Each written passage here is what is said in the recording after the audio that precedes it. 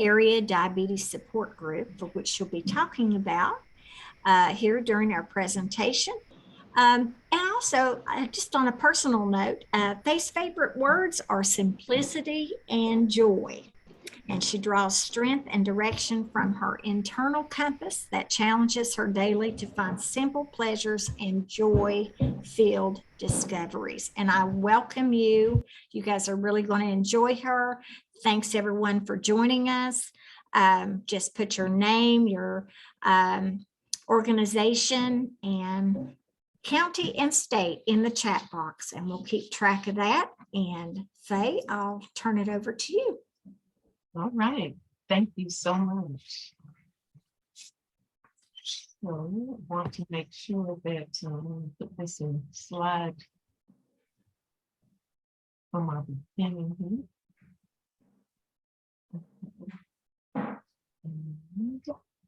All right.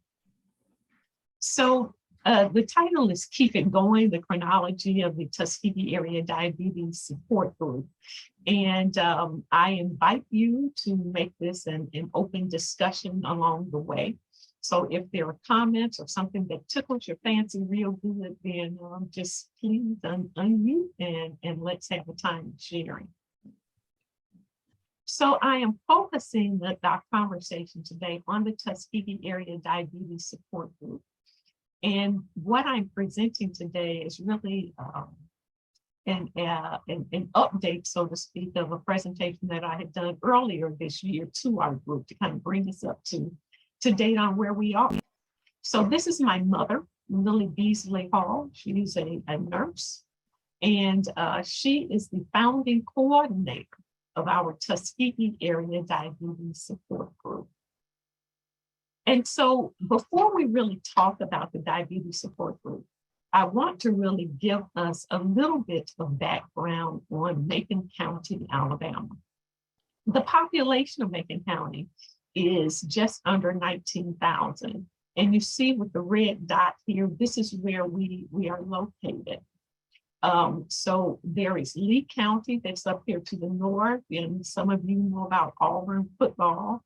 And then just to the south is Montgomery County. But here we are, and then Atlanta, Georgia is going to be about 2 hours to the north, neighboring us.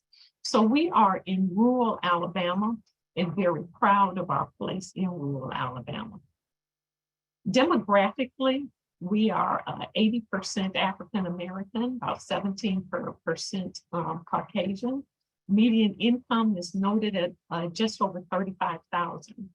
The things of note that I want to share are this: near 28% of our residents in Macon County live at or below the poverty line. We are an aging population, with 22% of the folks age 65 or older, and then just over half of the population female. Now, these characteristics or these demographic descriptors are important as we talk about programming. So yes, there's a good percentage of us that are underserved, but we also see that we are aging. And we proudly say a lot of our residents have experienced several birthdays, so we like that. But this also impacts service delivery.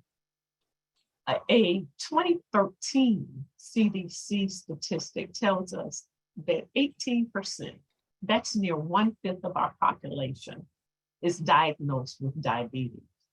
So the work that we were doing is truly important and incredibly relevant because what we want to do with the Diabetes Support Group is help individuals to live a comforting, fulfilling life with diabetes, or also help to eliminate or decrease the presence and prevalence of this chronic disease in our community.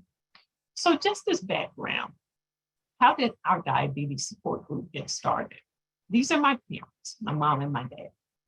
My mom was diagnosed as a senior citizen in her late 70s. She was diagnosed with diabetes. She had her own personal pity party. No, this is not me. I do everything right. I eat healthy. I exercise. Don't have a lot of bad habits here. And her doctor just said, Mrs. Hall, you have diabetes.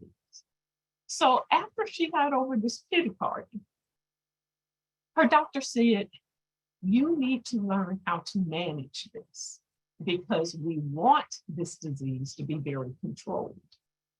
So she was enrolled in some diabetes education courses. My mother was fortunate. She's educated. She is a nurse by training, by profession. She had great insurance. She was able to avail herself to these opportunities. So the information was so good. She came back to the community and she said, hey, y'all, you know, these folks are doing this diabetes education programming and you should try it too. So what she was finding is that some of the people that she was recommending, remember we said, 20% of our population lives at or below the poverty level, were uninsured or underinsured.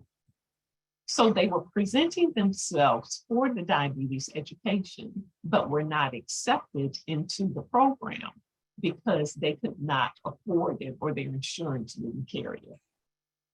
Some of the others are saying, oh, Lil, yeah, this sounds good, but I don't drive. Remember we said a lot of our population are senior citizens and female. So there were some of these constraints. She experienced a bit of frustration and she said, okay, if they can't go to the education will come to the people. So a year after her diagnosis, the Tuskegee Area Diabetes Support Group was born with its first meeting in February of 2011, because it was her desire to make sure that in her rural community, individuals had access to diabetes education. So once a month, on the fourth Friday of every month at 12 noon, the Diabetes Support Group met at Greenwood Missionary Baptist Church for 1 hour only, and people came. So we kind of asked the question, why did people come? One of the big reasons why people came was that my mother called them. So there was a lot of word of mouth promotion. There were also announcements in the church bulletin that went out. Third, there was a blurb in our local newspaper, the Tuskegee News, that announced the meeting. And then finally, there was a flyer that was developed and spread broadly in the community. So by spreading it broadly in our community of near 19,000, that meant that this flyer was placed in the post in both of the post offices. It was put up on tack boards, on bulletin boards in public places, announcing the organization, the place of gathering, the time, the speaker, the topic, and a contact information for more information if individuals would need it. So in 2011 and going forward until 2020, this is how this organization spread the good word of its meetings. So in order for the greatest amount of information and access to information to be shared, a healthcare team was developed, and this healthcare team, was comprised of individuals that were certified in different areas of opportunity. So what we know about diabetes education is that we look at diabetes management a lot centered on making healthy food choices, making sure that we have good eye care and ophthalmology or optometry appointments regularly. that we also see the podiatrist or the foot doctor, and then that primary care physician who holistically can help to ensure that our numbers are stable, that all things are working together for good. But in addition to all of these things that help us in the physical, there was also this need to be attentive to our emotional and mental health concerns. And because we are in this rural area in the Bible Belt of Alabama, it was also important that we honor the spiritual aspects of our coming together. So a healthcare team was being seated. And this was a win-win because my mother could call on individuals representing these different areas to come and give the information.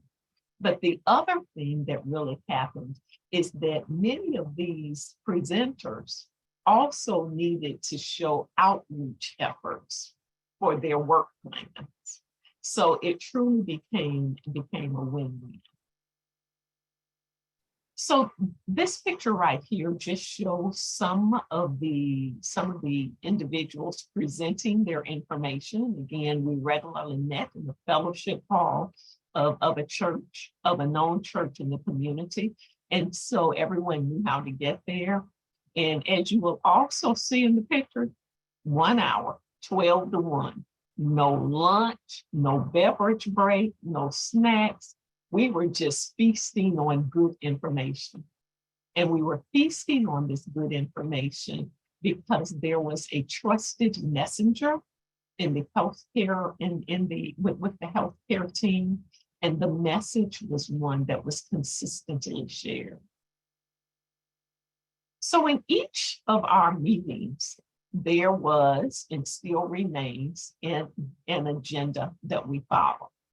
So you'll notice again, because we are based in the spiritual realm and we recognize that the majority of our participants share the same faith, share Christian values, each of our meetings would begin with some music and also move into a devotion. And so this devotion then was a way to center everyone.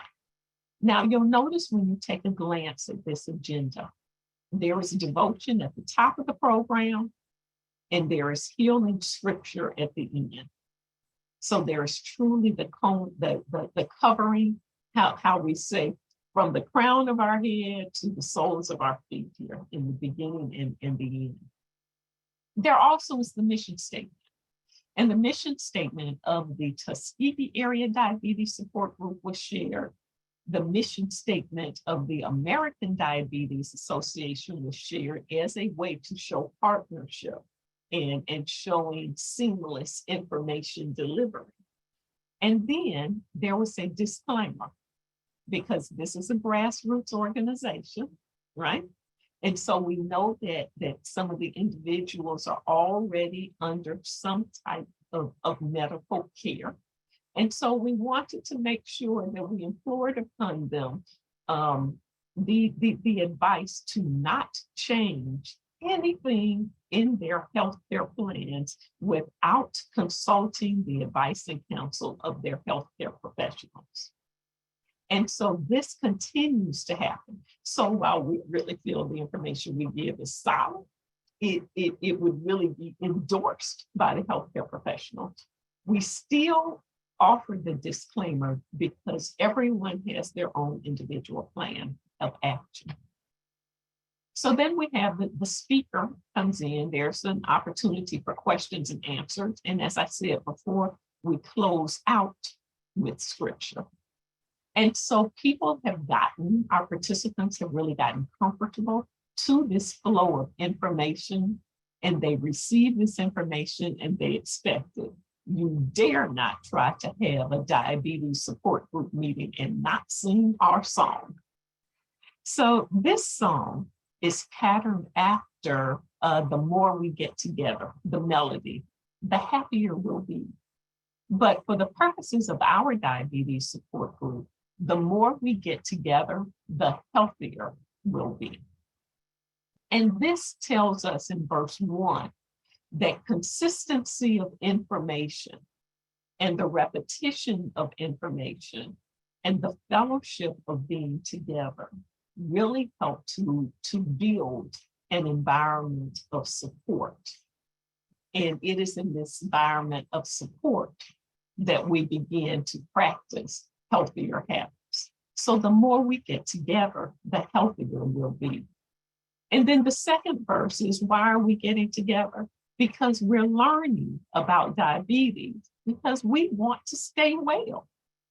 Whether we have been diagnosed with diabetes, we have been identified as pre-diabetic, we are caregivers of those living with diabetes, or we just want to have good information. We're trying to stay well. So because we're getting together, because we're trying to stay well, we want to stop diabetes. When? Let's stop it right now.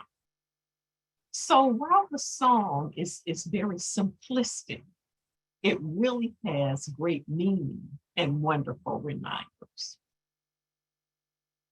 So another thing that happened, and this is an unintentional outcome, I would say, is that we were approached by the Alabama Department of Public Health, and then also through our Appalachian Diabetes Network, we were encouraged to think about offering blood pressure checks. And so the Diabetes Network also gave us a small grant where we could purchase some blood pressure machines, apparatus. Well, what we found out was that the Alabama Department of Public Health, because we had started taking the blood pressures before and after the diabetes support group meeting, they had then amplified us and had showcased us as a satellite location in Macon County for blood pressure checks on the fourth Friday. And so individuals then would take rural transportation to come to get their blood pressure checked, and then they'd stay for the program. So it was a wonderful unintended outcome that helped us to actually grow our membership and grow our participation. And this was really good because what we know is that individuals that are diagnosed with diabetes oftentimes will have other comorbidities or chronic disease, namely heart disease and hypertension. And so if we can offer good information regarding diabetes, that same good information is applicable to our blood pressure and our heart health. So this was an unintended positive outcome of just us taking an opportunity to expand our partnerships. Well, from 2011 to February of 2020, on the fourth Friday of every month at noon, at 12 o'clock to 1, we always had the diabetes support group meeting from January to October. And my mother would fondly say, and there's always a seat for you. 2020, though, our world changed. The pandemic came. And so in February of that year, that was our last in-person meeting. And I feel a little warm and fuzzy about it because my students got to present at that last meeting. I was teaching a class in nutrition, and our students, most of them were actually dietetic students or nutrition science students.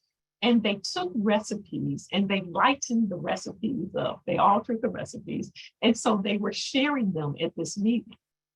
And we were joined at that meeting with students in the graduate program of public health. So there was a lot of great information and a lot of great encouragement and sharing. The week after this meeting, America changed.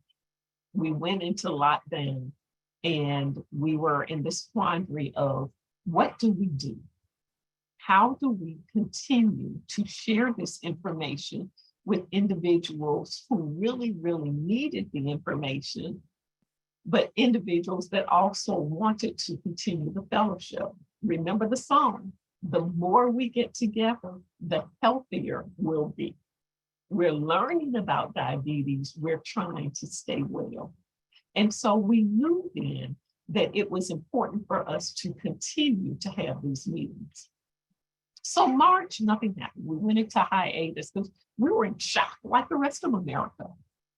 And then we said, okay, let's regroup. What will we do? We called on the partnership of another one of our meetings, Mrs. Shirley Rogers, who was a member of the Lions Club. And the Lions Club, and those of you that know Lions Club, they do a lot of help and training for individuals with low vision. And so what that means is that they already had a robust conference line that was set up, and they allowed us, the diabetes support group, to use their conference line. When we talk about our partnerships and when we talk about growing our program, it becomes important for us as a wonderful marketing tool, as a wonderful way to stay viable, to stay relevant, to continue with sustainability, is to partner with individuals and with organizations that have something to gain. So it has to be a win-win as a best practice. So the Lions Club really needed more activity in this conference line that they were already paying for. And it was also an opportunity for them to stretch the reach of their participation. So from April 2020 until January of 2022, we used the conference line. People called in, and what we really saw in this space was the unintended outcome of individuals reconnecting with the diabetes support group. In 2020, remember, we're 9 years into the game, right? And so what is also happening is that individuals that started with us in February of 2011 kept having birthdays. And if they were already senior citizens having birthdays, those birthdays, kind of came with some other gifts of the aging process. And so some of them stopped coming because they didn't drive. They were homebound. Remember our descriptors of the Tuskegee demographics, the Macon County demographics. And so when we were forced into the virtual space, an unattended and unintended outcome was that some of our seniors that had disconnected from the fellowship were now able to re-engage. And so that was wonderful for us. And then in 2022, in January of 2022, we said, okay, we're pretty good here with this conference calling, and we had all learned about one tap, and we were just cooking with gas. And then we said, we're going to step this up, because we don't know when we're coming out of this pandemic. And so the diabetes support group then purchased its own Zoom subscription. And so then we started Zooming. But what happened with the Zoom? Some people chose to Zoom like we're Zooming today. But we also found that folks just really like to hold the phone. So some of the folks continued to dial in just because that was their comfort place. But what still is so beautiful about it is that because we are Zooming, for those that chose to turn their cameras on and engage, they engaged with us in real time, and we could see facial expressions, and we could have the fellowship. We still haven't learned to sing together, though, and that's something, but we keep it going. So in the midst of this pandemic and after, how are we marketing? How are we getting the word out? One thing that we're doing, we're still calling on the phone, because my mother will tell me, it looks like my people that I'm calling on the phone are the ones that are coming. I'm like, all right, whatever. So, oops, edit that out. We don't want her to do that part. But she's still calling people because people still need to hear the voice to voice connection. We're back in the newspaper. And so there is a blurb. Dr. Elaine Harrington has been very, very influential in keeping that announcement with our Zoom information in the paper. And then the other old school thing that we're still doing are flyers, but the flyers have taken a different look. Instead of the address for the church, our Zoom information is here. The call-in number is here. We still announce the speaker, right? And then the speaker topic. As America has opened back up and people are moving about our community a little bit more, we are placing some of the flyers back in the post office. Now, the other thing about our flyers is that it's easy for our flyers to go to Instagram. And it's also easy for our flyers to be posted on Facebook. Now, in this pandemic, what we have also learned is that the individuals that primarily participate in our diabetes support group are females, they're over 65, right? And so they actually are on Facebook. Now, they're not twitting and tweeting and doing all of these other things, but they are on Facebook. So we can say that our reach has extended, but actually what's happening for us is that we are not extending reach so much, but extending the frequency of the reach. Because if we look at the literature, we can see reach and frequency of all of these, and we can see the group dynamics. But understand also, folks, that for the population that we are serving, that is a rural population, they aren't tweeting. They aren't using Instagram. Our population is really not. Our younger cohorts are a little bit more active in these spaces. So as a way to expand the demographics and to invite others to join us, these other social media platforms are wonderful. And I wanted to make sure I mentioned that because people, a lot of individuals are now beginning to think about the obsolescence of Facebook. But for us and our target market, we are really seeing that Facebook is a viable option for sending reminder notices and giving individuals the repository to look at past meeting videos if they happen to miss it in real time. Now, how LinkedIn has really worked for us is in helping us to identify speakers from outside of the local area. And when I show you in a couple of slides the calendar and the list of speakers for this year, you'll see there's one in particular that has come from a neighboring area that I actually found on LinkedIn. So these social media platforms really have utility. They have value. But for our rural folks, social media still means email and Facebook. And we're still looking at some of these tried and true things. Other thing I want to say again and just echo is the strategic partnerships. One thing that we have found is a way to grow our participation in the diabetes support group is by networking with other organizations in our community.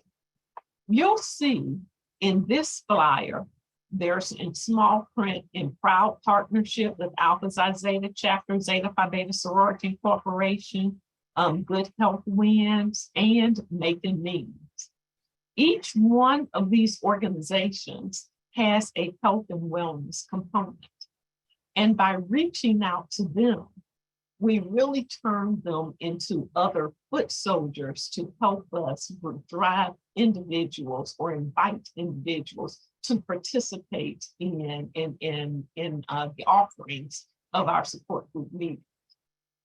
And conversely, what that also does is that it opens up our participants to additional community opportunities for involvement and engagement. That, I think, folks, has been probably one of the greatest ways that we have learned to sustain our active participation in programming. So, at the beginning of each diabetes support group meeting, the next 4 slides show the screens that scroll. I always want to remind them of our founding coordinator.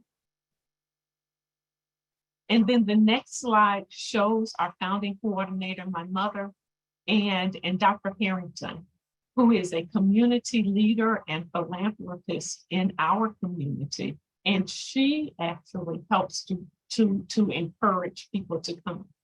This was our meeting that just passed. This was our speaker, Dr. Cheryl Davis. The agenda, I want to come back, I want to come back to that one actually. Because we are in the virtual space, we aren't printing an agenda.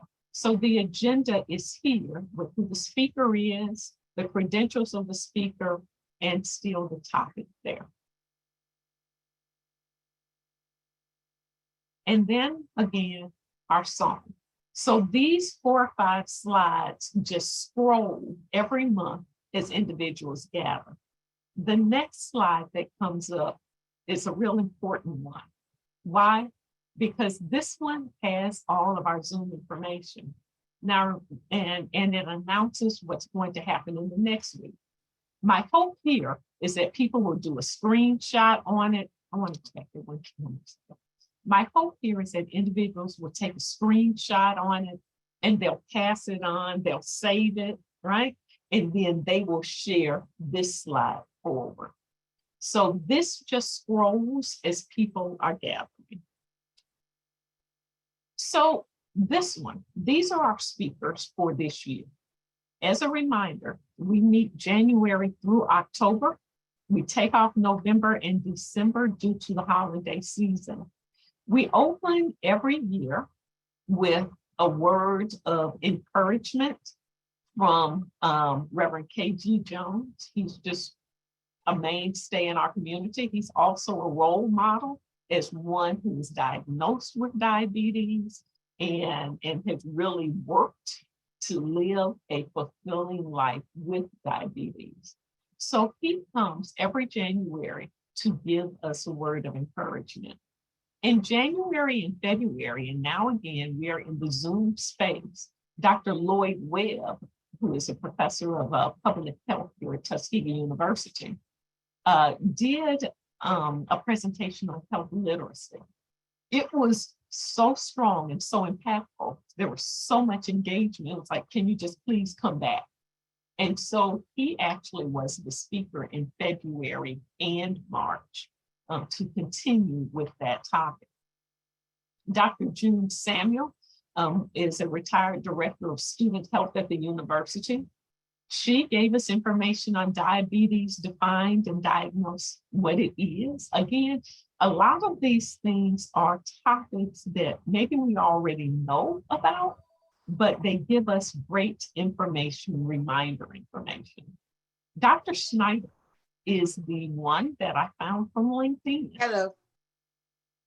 And his talk was really on non-prescriptive methods to manage hypertension and diabetes. And so remember when I said to you that it is important for us to really look at strategic partnerships? Dr. Schneider is the chair of primary care in rural and medically underserved areas. Him speaking to the diabetes support group was a way to really kind of get into the community, to learn more about our community. And they're also trying to very aggressively create awareness for osteopathic medicine, a win-win. I've spoken June, and then we shifted in the later months to focus on COVID mitigation and understanding COVID-19. And so we had two speakers, Dr. Dolores Alexander and Dr. Cheryl Davis, to come and share with that. Because one of the big things that we know is that we really are still folks in a pandemic. And we really have to continue to learn how to live with this and how to manage it as a lifestyle, just as we manage diabetes. And then nestled in between the two presentations on COVID mitigation, we had Minister Lionel Armstead to come and talk about spiritual health. Now, one of the beautiful things about our programming and about being in Macon County is that Tuskegee University sits in Macon County. And so we are able again to continue with our strategic partnerships with the university and identify credentialed faculty, credentialed individuals in our community to come in and share with our support group. And why is this important? Because we are underserved. We do have a higher than average poverty rate. We have a higher than average number of individuals that are senior citizens. And then also the number of women that are here. And also finally, the other thing that I want to share is that we do not have a hospital in our county. And because we do not have a hospital, we need to be very proactive with our health and wellness messaging. So what's next? For us, we truly are trying to, for real this time, y'all, do our 501c3 status as a way to open up opportunities for greater avenues for funding, because right now we don't have a budget. We are truly a bootstrap organization, and we've been bootstrapping since 2011 and reaching and teaching. But if we can grow in that space, then we open up opportunities for increased funding. So what's next? The sky is the limit. The world is our oyster. And now I pick the brains of everyone that's here to see what's next for you. And how can we adopt some of those strategies to grow our own networks in our own rural communities?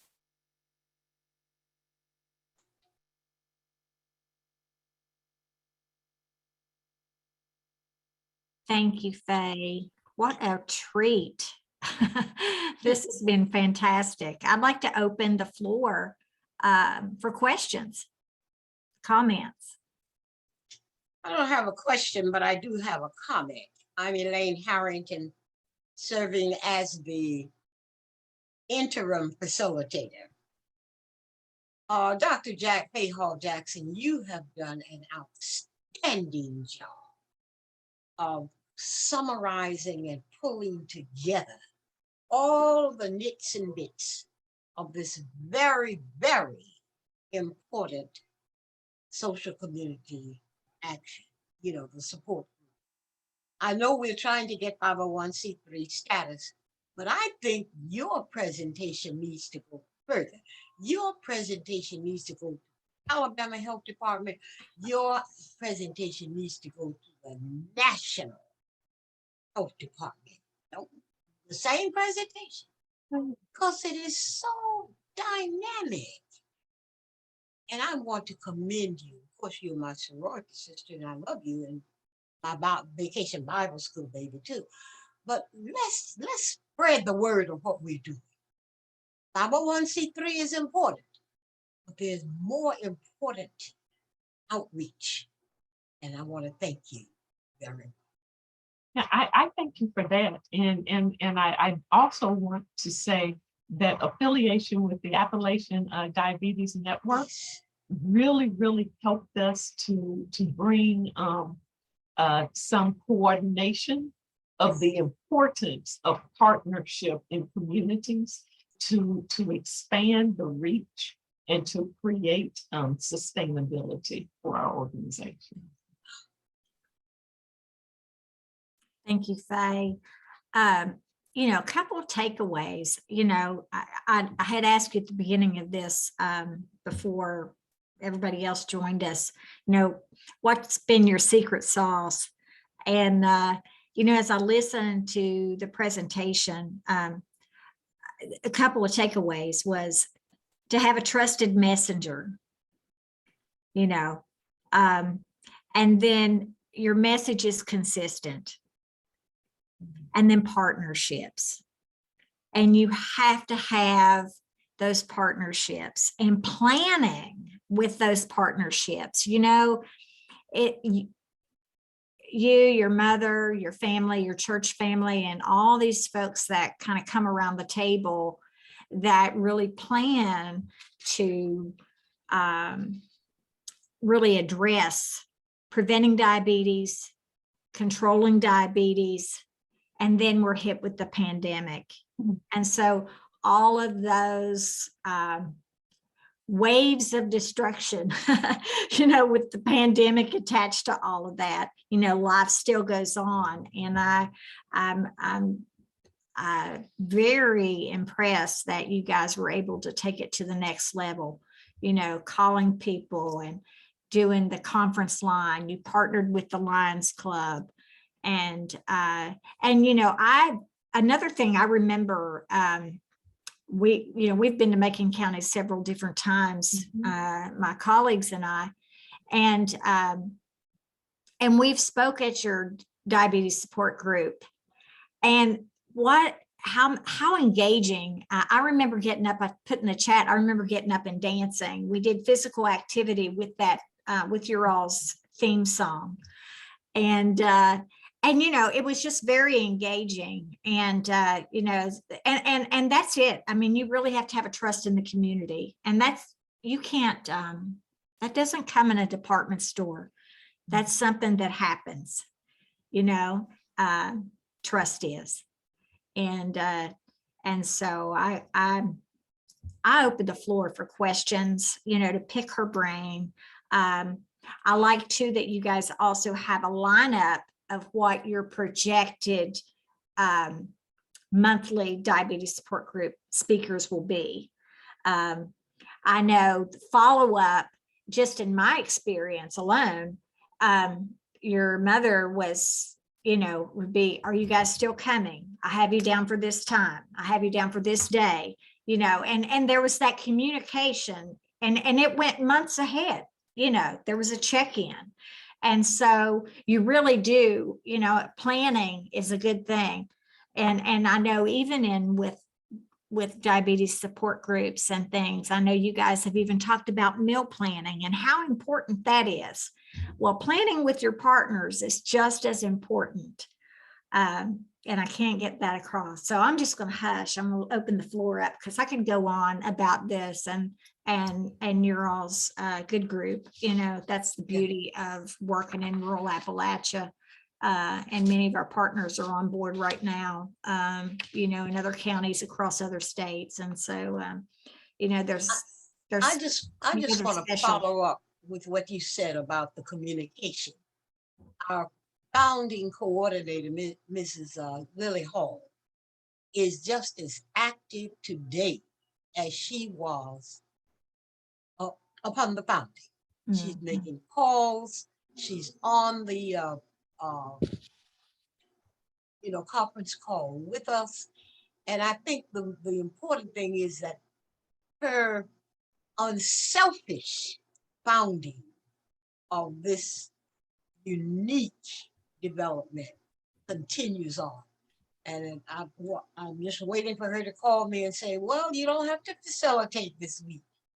I'll facilitate as long as she says. Thank you. Any questions?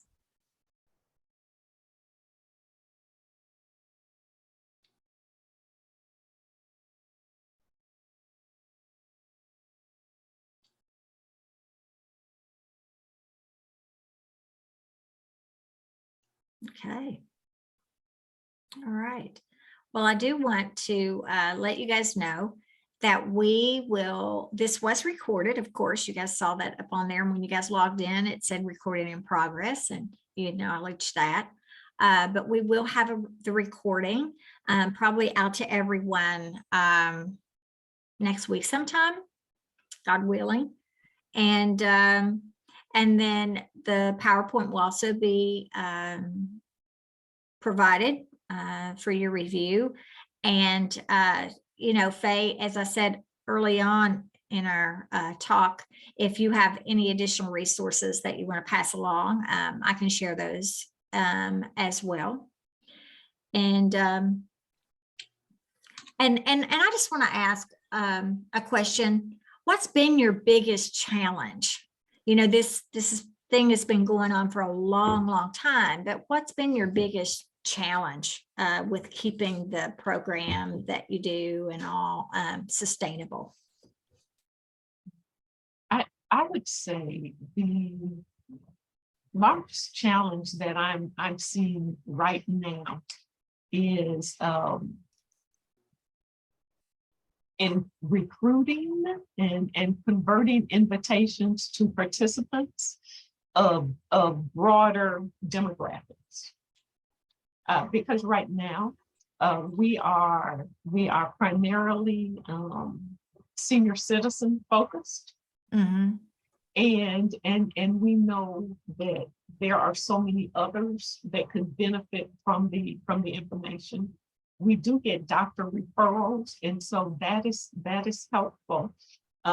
With us moving to Zoom, though, our referrals have dwindled, and I think that is really just a function of making sure that individuals are able to connect, that there are hot spots, right? So even though we might say demographically or quantitatively 67% of residents of Macon County have subscriptions to internet.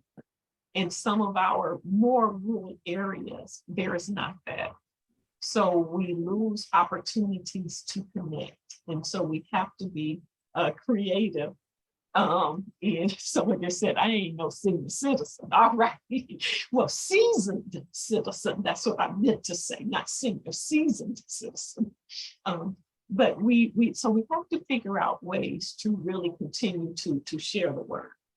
Mm-hmm. And one thing that's coming down the pipeline is that as we continue to open up and we continue to move around in our communities, how do we safely re-engage in person while maintaining the connection that we now have with our homebound individuals through the Zoom call? So I want us to continue to grow in that space. So that I would say that's probably where our challenge is, just in building the participant base and expanding the demographic of participation. Mm-hmm. Very good. I like that you guys do have doctor referrals this year. I think that's those community clinical linkages is very important. Sometimes it's hard to start out there that way because you've really got to get the community engaged, but yet you've also got to get the provider engaged as well. So, but one of the benefits, though, of being in rural environments is that we know everyone, mm-hmm. right? And so that means that the doctor that is giving the referrals is the same doctor who has been a participant in the diabetes support group as a presenter. So there is trust there because they have seen firsthand the way that the meetings go. And then the other thing, when we come back to that trusted messenger, my mother has been in Tuskegee for 60 plus years, 70 years almost. And she is known.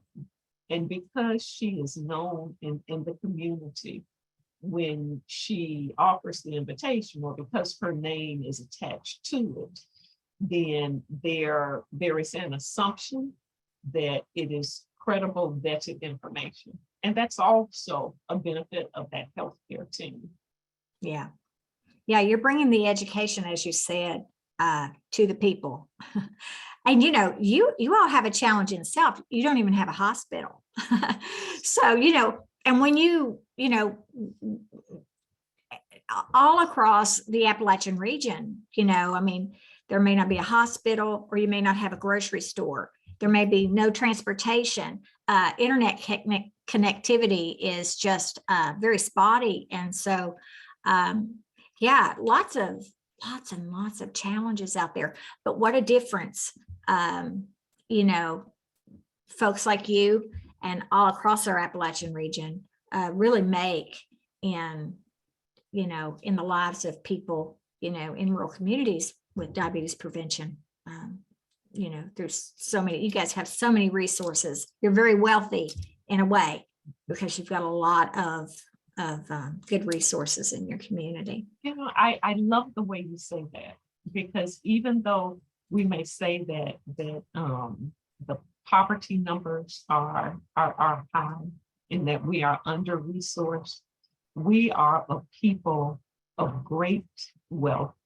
Yeah. in our heart sharing, and in just the fellowship that we can share. Absolutely. And one other great point is marrying your you've got diabetes, and then you've got you're addressing high blood pressure. Mm-hmm. And so, in many communities, that's an encouraging, to hear, is that when you've already got, a group of people that's already together, and they're doing a program, you've got, I mean, who has one chronic condition, right? Very few. Most everybody has at least two or more. And so taking the blood pressure program and doing those blood pressure checks and just tacking it on, to that diabetes support group is very encouraging. You make a very, very important point. Although the session is designed diabetes support group, anyone really could come on the session. It's a health support group. That's right. I'm not diabetic, but every single session that I have attended, I pick up some new health tip to deal with my personal health issues. And fortunately, diabetes is not one. But just because you're not but if you're not a diabetic, come on and hear the good health news. I promise that will be my last comment for the day. I know I could sit here and I could talk all day, but I don't want to keep everybody all day. It's just good information. We're just a minute before the hour, ending our session, and if there's any questions, we're right here. Go ahead, and we'll open the floor again, and we'll give it another 30 seconds, and we'll wait on you guys if you want for questions. There is a comment in the chat: rural technology challenges in keeping or recruiting participants are problems. And then the person says referrals are happening, but if the patient doesn't perceive the importance, the commitment is not there, right? And that's why all of those touch points are so critical, because sometimes you can wear a person down and say, okay, I'm coming, and it's all right, come on. Yeah.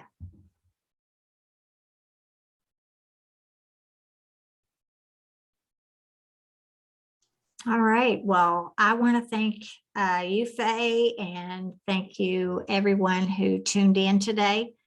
And please, if you have any questions later, shoot me an email. My email address I'll put in the chat box. And Faye, if you want to put yours in there too, that would be great.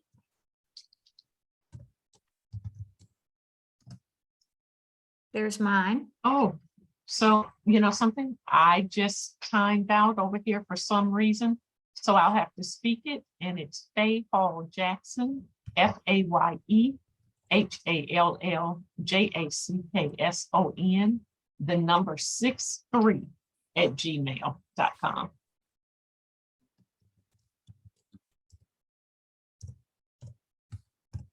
Okay, I've got Faye Hall Jackson 63 at Yes, gmail.com.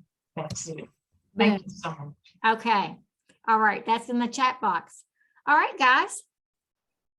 We'll send this information out to you and recording and all of that sometime next week. And thank you for an excellent presentation. And thank you for everyone who tuned in. You guys are awesome. Bye-bye. Thank you.